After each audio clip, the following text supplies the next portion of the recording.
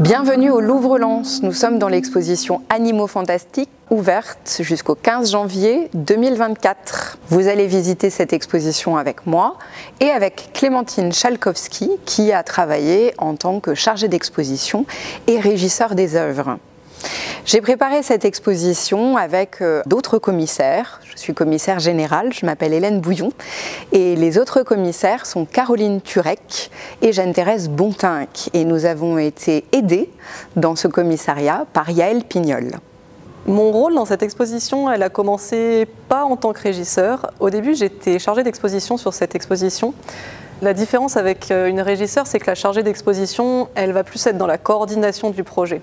Donc au début, j'ai plutôt participé à la préparation de l'exposition, la négociation des prêts, les discussions avec les prêteurs, les discussions avec le commissaire et le commissariat. Donc en tant que régisseur, après, j'ai participé au montage de l'exposition, à la préparation aussi de l'arrivée des œuvres, leur transport, tout ça en fait pour veiller à la bonne conservation des œuvres, leur bonne présentation dans les espaces d'exposition et le respect des préconisations de sûreté et de sécurité demandées par les prêteurs.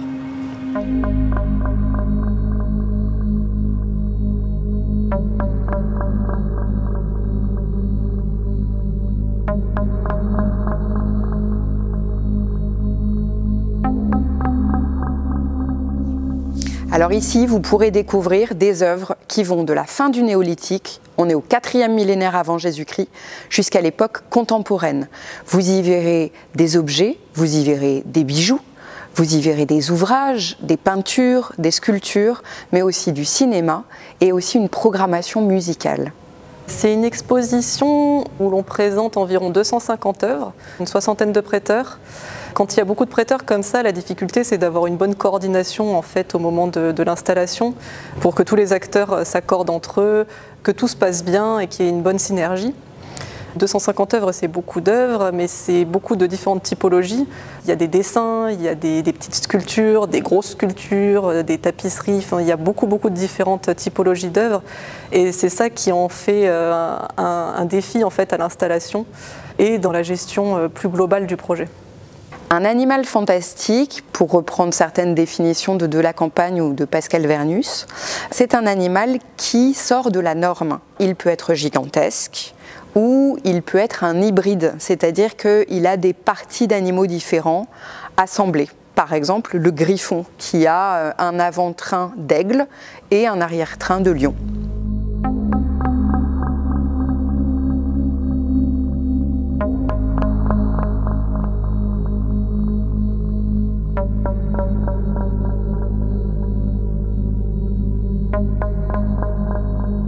Alors le projet d'exposition vient d'une recherche personnelle sur les mouches-rouchous mésopotamiens, c'est-à-dire les dragons, dont le nom signifie serpent furieux. Et donc j'ai commencé à étudier ces mouches-rouchous dans les années 2010, à la fin des années 2010. J'ai proposé un cours à l'école du Louvre sur le sujet des animaux fantastiques, depuis l'Antiquité mésopotamienne jusqu'à nos jours. Et puis, j'ai vu que ça pouvait faire un bon sujet d'exposition.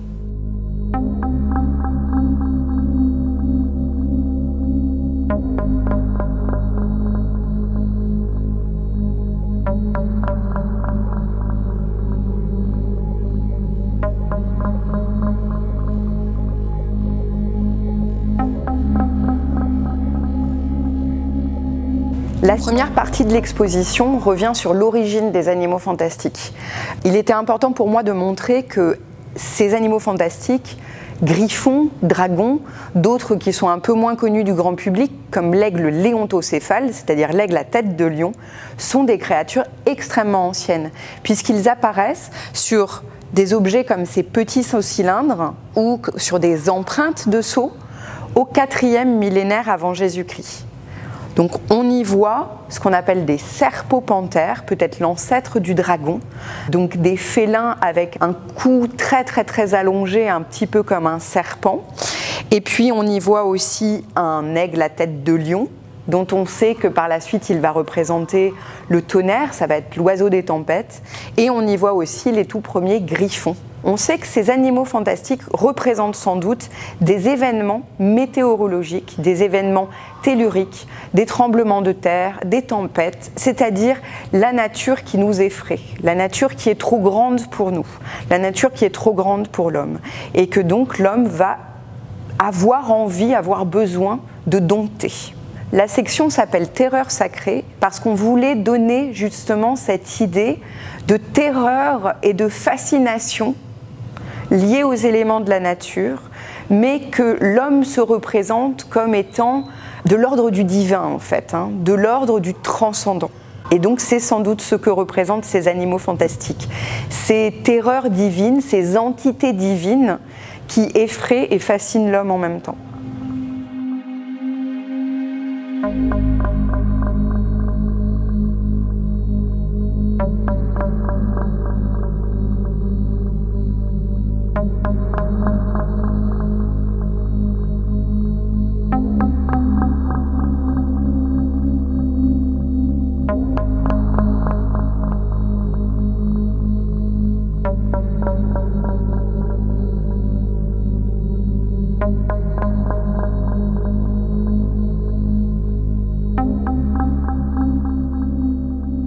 Nous avons intitulé la deuxième section de l'exposition « Combat fondateur ».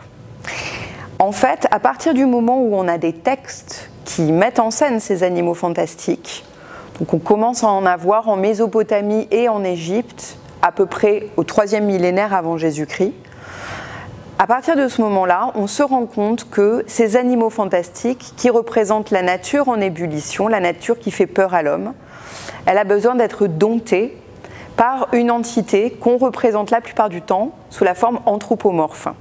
Et donc ce héros ou ce dieu anthropomorphe va être aux prises avec un animal fantastique qui représente la mer en furie, qui représente une source ou une rivière ou des marécages qu'il va devoir dompter pour fonder un royaume, fonder une ville ou fonder une nouvelle ère.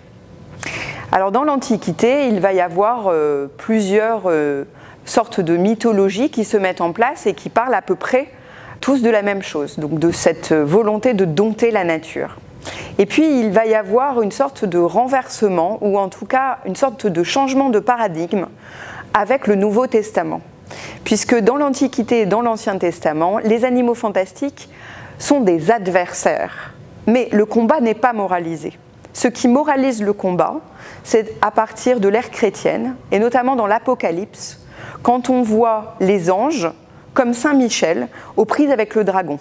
Et à ce moment-là, Saint Jean, dans l'Apocalypse, répète par 2 fois, le dragon, c'est le serpent ancien, et là il faut comprendre le serpent tentateur de la Genèse, et c'est Satan.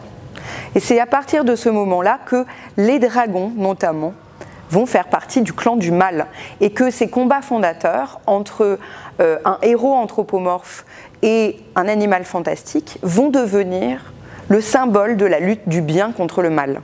Alors, cette œuvre faisait partie d'un tympan d'une église. On est à Notre-Dame de Nevers, dans l'abbaye Notre-Dame de Nevers. Et cette œuvre est très représentative de l'art roman, avec des plis extrêmement géométriques, avec une réalité un peu comme on peut trouver d'ailleurs dans d'autres arts, dans l'Antiquité ou dans d'autres civilisations, un réalisme idéalisé, propre à l'art roman.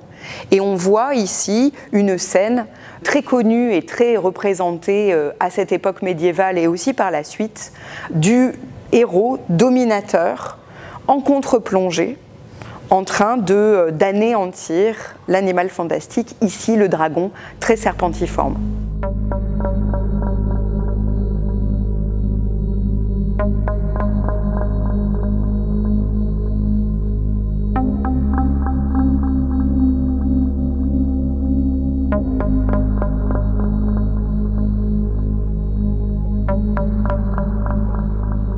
On pense que c'est parfois les plus gros objets qui sont les plus difficiles à installer. Bon, en partie c'est vrai, mais il y a aussi les tout petits objets avec lesquels il faut faire très attention, que ce soit dans la manipulation et dans la présentation, en fait, pour que les visiteurs puissent observer ces objets et en profiter. C'est le cas notamment avec cette vitrine où on a beaucoup de tout petites pièces qu'il a fallu sublimer. Et c'était là où ça devenait un petit peu compliqué, qui nous a donné pas mal de fil à retordre quand même pendant l'installation. Déjà du fait de la spécificité des soclages. Donc les soclages, c'est les petites choses en métal qui vont venir présenter l'objet d'une certaine manière. Il fallait jouer aussi avec la composition de la vitrine. Donc ça, c'est un jeu avec le commissariat, mais aussi le scénographe qui avait quelque chose en tête. Et c'est un jeu aussi avec la lumière pour que ces objets soient bien inclinés de sorte qu'on puisse les voir en fait de la meilleure manière possible. Le soclage, il y a différentes matières possibles, mais là essentiellement dans l'exposition c'est du métal donc qui est travaillé par des prestataires qui sont spécialistes en soclage et qui vont souder, couper le métal et pour en faire des petits supports, des petits écrins à œuvre. C'est un métier qui est très important dans le montage d'exposition parce que c'est ce qui va permettre justement en fait de montrer des objets d'une certaine manière, de les présenter aussi parfois sur toute leur face, mais aussi de les sécuriser. Parce que comme ça, ils sont bien tenus, ça peut être des moyens aussi de mettre des pattes pour qu'ils soient bien accrochés, qu'il n'y ait pas de risque. Ça fait vraiment partie, en fait, une part entière de l'exposition qu'on ne voit pas forcément, et c'est un petit peu aussi l'objectif en fait, du soclage, c'est que ça ne se voit pas. C'est vrai que cette vitrine, on y a passé un certain temps, mais finalement, on est assez content du résultat, donc je pense qu'on peut dire que c'est une réussite.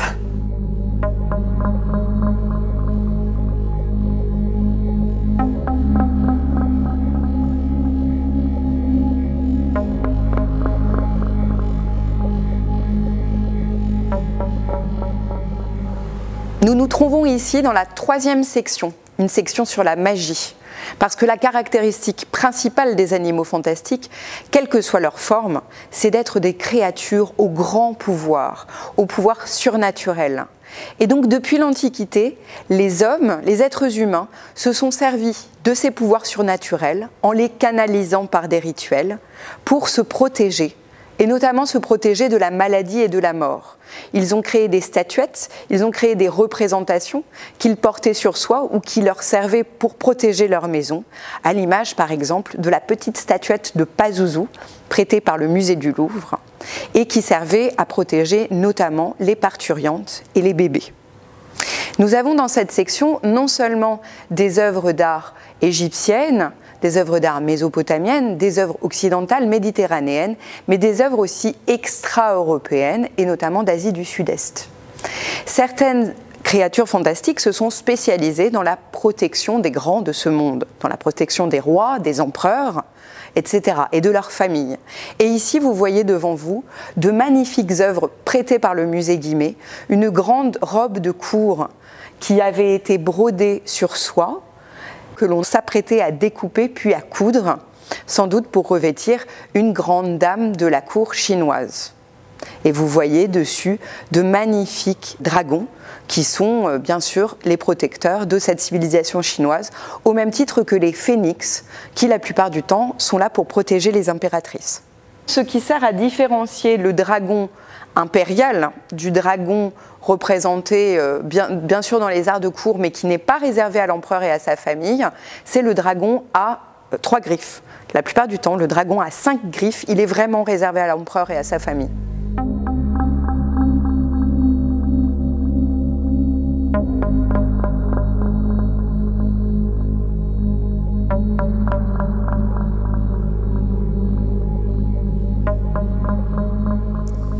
Donc c'est vrai qu'on a parlé des toutes petites pièces qui sont difficiles à installer, mais les très grosses pièces comme celle qu'il y a derrière moi, là c'est encore autre chose. Donc là on est devant une pièce qui appartient au département des antiquités égyptiennes du Louvre. Donc c'est un moulage du zodiaque de Dendera. Ce qui est un peu délicat dans l'installation de cette pièce, c'est le matériel qu'il est nécessaire d'avoir pour l'installer. Donc il faut un gros portique qui va nous permettre de soulever cette pièce. Et ensuite il va quand même nous falloir des bras pour pouvoir justement l'ajuster, l'installer, la caler, et en fait de faire tout ça sans que la pièce risque de se casser. Et donc c'est quelque chose qui prend du temps, qui demande de la minutie et beaucoup de sang-froid.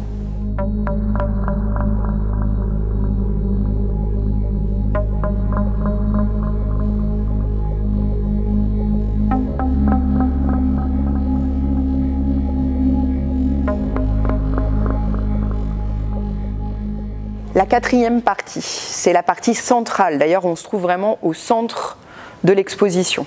C'est une partie entièrement consacrée au dragon. Parce que le dragon, c'est le plus ancien et le plus connu de tous les animaux fantastiques. Le plus connu parce qu'il est dans toutes les civilisations, à toutes les époques et dans toutes les aires géographiques. En fait, un dragon, notre mot dragon, vient de drakon en grec. Et l'étymologie de drakon, c'est sans doute le verbe derkomai, qui veut dire « je regarde fixement ». C'est tout simplement un serpent. C'est un serpent géant, un serpent doté de pouvoirs surnaturels. Et parfois, pour représenter ces pouvoirs surnaturels, on va lui adjoindre des parties d'autres animaux. Le dragon, c'est avant tout un serpent, et donc le serpent représente le monde souterrain, et donc le domaine des morts, mais aussi le domaine de la nature qui va rejaillir, de la germination. Donc c'est à la fois un symbole de mort et un symbole de renaissance. Et puis le serpent représente aussi l'élément liquide, et donc va représenter les rivières, les eaux qui serpentent, les eaux qui tombent du ciel, etc. Et donc on retrouve des êtres serpentiformes dans toutes les civilisations, c'est ce qu'on essaie de vous montrer ici. Il y en a un qui m'est particulièrement cher, c'est un très très beau pré du musée du Quai Branly. C'est la représentation du dieu Quetzalcoatl, c'est le serpent à plumes de la Mésoamérique. Et ici, il est d'époque aztèque. Ce Quetzalcoatl, le serpent à plumes, c'est à la fois le dieu de la mort et le dieu de la végétation. Et c'est une sorte de pilier du monde. Et ici, il est représenté un peu à la manière d'ailleurs dont l'auraient représenté les artistes de l'époque romane, avec ce réalisme idéalisé qui montre exactement un corps de serpent lové sur lui-même, mais avec ses plumes extrêmement réalistes.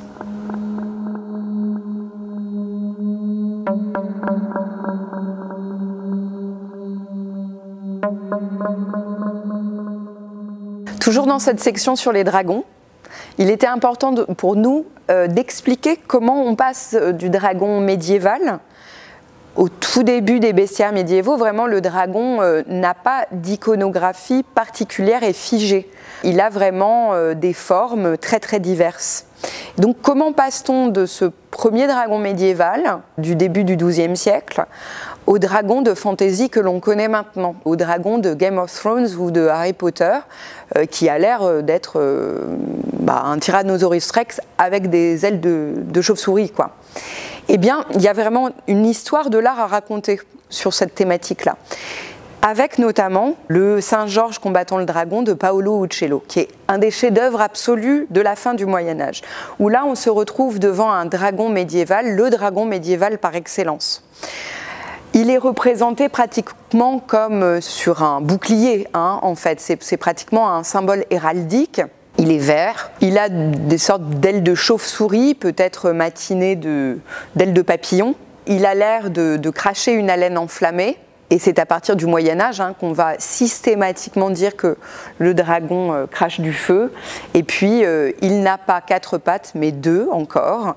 Et avec cette queue en tire-bouchon très très serpentiforme. C'est à partir du XIVe siècle que les dragons ont commencé à arborer de manière systématique des ailes de chauve-souris, pour les différencier, puisque maintenant ils font partie du clan de Satan, pour les différencier des anges, qui eux ont des ailes d'oiseaux, duveteuses. Et puis toujours à partir du XIVe siècle, Michel Pastoureau a bien montré que la couleur verte, qui auparavant était une couleur plutôt positive, cette couleur verte devient la couleur du diable. Et donc, imaginez-vous un dragon, vous le verrez très souvent de couleur verte. Et puis, il y a une autre petite histoire que j'aime bien raconter parce que celle-ci est beaucoup moins connue. Vous avez remarqué peut-être que certains dragons médiévaux, la plupart, comme les griffons d'ailleurs, ont des petites oreilles pointues. Et bien, ces petites oreilles pointues, elles ont une histoire très ancienne parce qu'elles viennent des démons mésopotamiens qui sont très souvent représentés avec des oreilles pointues dès la fin du 3e millénaire avant Jésus-Christ. Ce qu'on ne voit pas dans Paolo Uccello, mais qu'on va commencer à voir dans l'art du 19e siècle, et surtout dans les comics, c'est la fusion qui va s'opérer entre dragons et dinosaures. Et pour cela, il faut que les dinosaures soient redécouverts. C'est le cas à la fin du XVIIIe siècle. On commence à reconnaître dans des fossiles très très anciens des lézards très anciens. Et donc on leur donne le nom de dinosaures, qui veut dire lézards terrifiants par leur grandeur. C'est ça que veut dire le mot dinosaure. Et à partir de ce moment-là, ces lézards terrifiants par leur grandeur, ils vont redonner corps aux serpents anciens et aux dragons anciens. Et c'est à partir du XXe siècle que vraiment la fusion va être totale entre dragons et dinosaures, d'une part dans les comics et dans le cinéma naissant.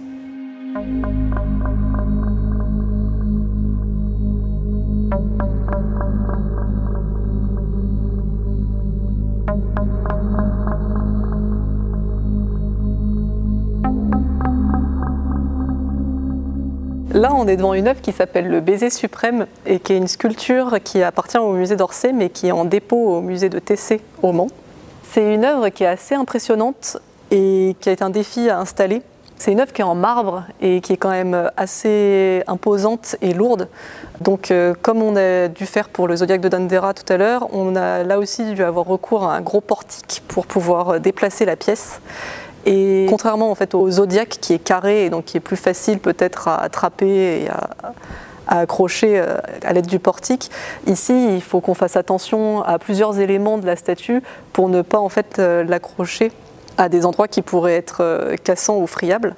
C'est une autre sorte de défi, c'est quelque chose qui demande aussi beaucoup de sang-froid, qui demande du temps. Et c'est vrai que parfois dans un petit peu la folie de l'installation, on a tendance peut-être à vouloir aller un peu vite et c'est là où il faut prendre parfois un peu de recul, se poser et prendre le temps pour installer la pièce dans le calme et dans la sécurité.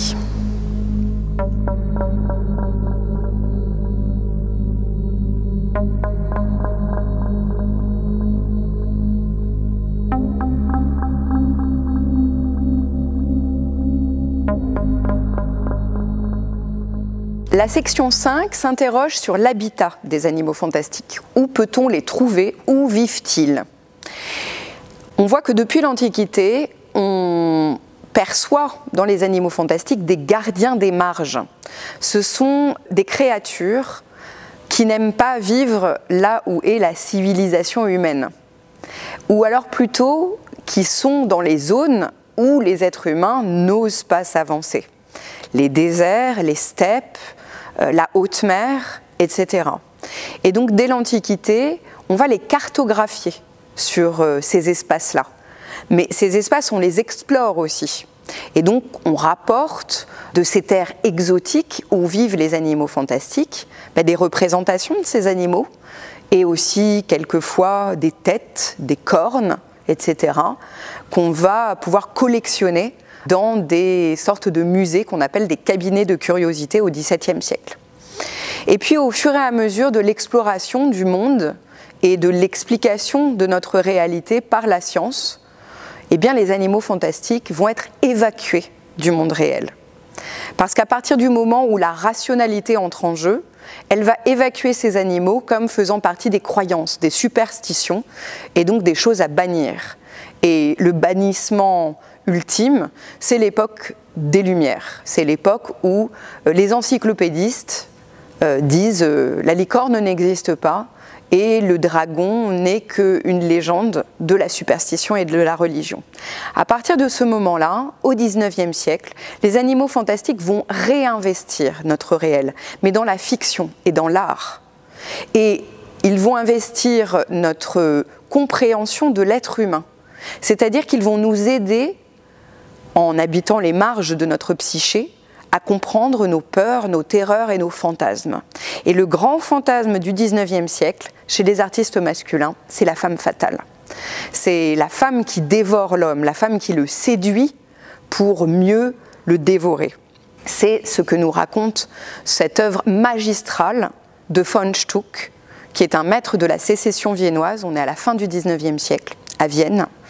Et vous voyez ici la reprise du thème très antique d'Œdipe et le Sphinx. Ici, vous voyez cette sphinge rousse absolument magnifique. La scène est d'un érotisme forcené, mais on voit mais notamment par la rougeur de l'arrière-plan, que ça va se finir très mal. On peut penser que ce baiser du sphinx se termine par la mort du jeune homme. Et donc par là, les artistes ont représenté leur peur de la femme, bien sûr, mais aussi la peur de la mort aussi bien terrestre qu'artistique. Et on voit dans la fin de cette section sur les fantasmes et les cauchemars que aussi ces animaux fantastiques représentent la peur de l'anéantissement total de l'humanité par elle-même.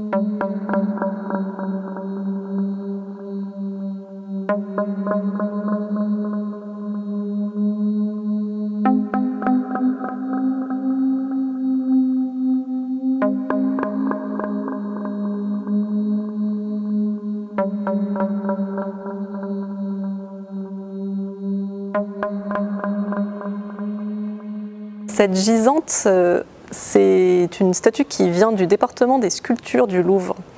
Pour installer une sculpture pareille, c'est un autre type d'installation parce qu'elle est d'une taille moyenne, donc on ne va pas avoir recours à du gros matériel, mais on va quand même s'aider d'engins de levage à la main pour en fait pouvoir lever la pièce à hauteur du socle et ensuite la faire glisser sur des espèces de planches en bois qu'on appelle des paras. Donc là, c'est aussi un travail où on a besoin d'hommes en fait, pour porter cette sculpture qui n'en a pas l'air comme ça, mais qui est quand même aussi lourde, et donc la faire glisser tout doucement pour pouvoir la mettre tranquillement dans son petit cercueil de verre et l'installer dans les meilleures conditions possibles. Donc la vitrine dans laquelle est présentée cette pièce, c'est une vitrine qu'on a réutilisée, qu'on garde dans nos stocks. On l'a utilisée notamment pour notre exposition Champollion où on avait présenté un cercueil en bois. Et donc au Louvre-Lens, on fait vraiment l'effort de réutiliser les vitrines le plus possible. Là, même dans l'entièreté de l'exposition, la majorité des vitrines sont réutilisées et sont issues de notre stock. C'est quelque chose qu'on essaye vraiment de systématiser, et essentiellement donc pour des raisons écologiques.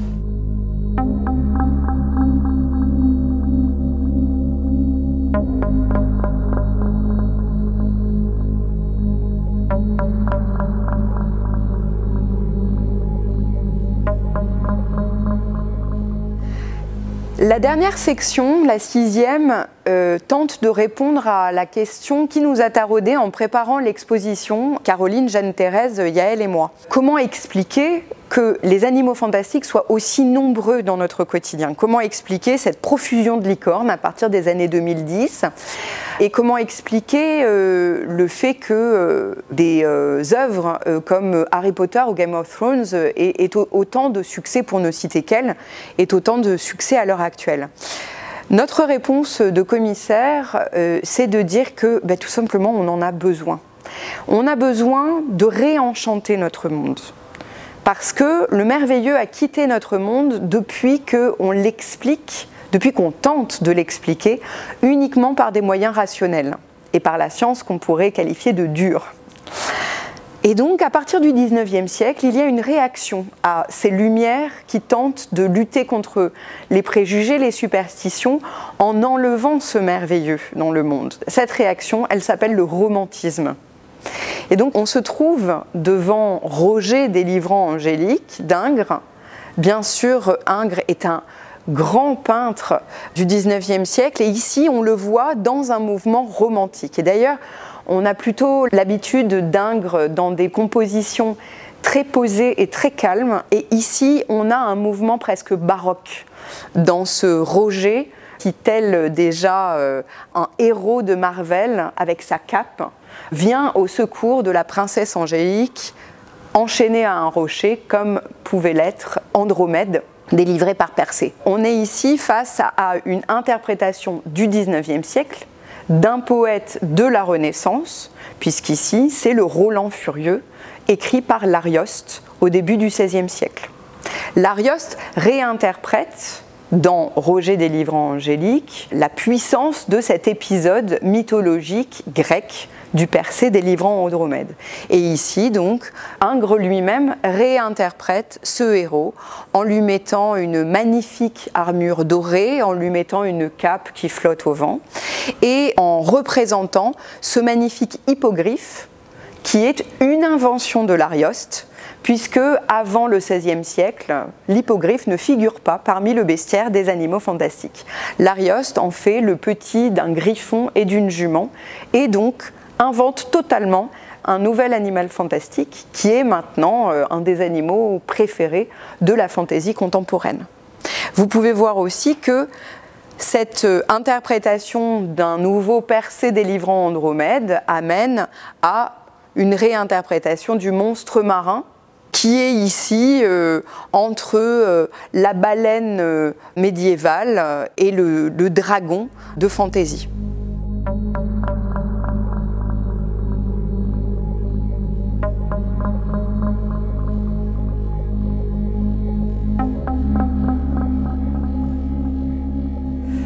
Donc là, je suis devant une tapisserie qui nous vient d'Aubusson. Pour cette installation, on avait la chance d'être accompagné par une convoyeuse qui travaillait donc au musée d'Aubusson, qui est venue pour nous aider à faire cette installation et qu'elle se passe dans les meilleures dispositions. Pour l'installation d'une tapisserie, c'est assez simple en fait. La tapisserie, elle est équipée d'un velcro sur la surface de la tapisserie, à l'arrière. Et nous, ce qu'on va faire, c'est juste mettre un bout de bois qu'on va fixer au mur, l'équiper d'un velcro, et en fait, après, on va venir dérouler tout doucement la tapisserie pour l'installer. Généralement, on a quand même besoin d'être au moins 2, voire 3, voire 4. Enfin, là, c'est une tapisserie qui est quand même assez grande et qui est assez ancienne, donc fragile. Et vu que c'est du textile, en plus, c'est quelque chose d'autant plus fragile. Donc il faut vraiment faire attention quand on la déroule à ne pas tirer sur les fibres et donc tout doucement la dérouler en l'accrochant au velcro petit à petit. Donc c'est un travail qui se fait à la fois en bas et en haut pour avoir ce résultat.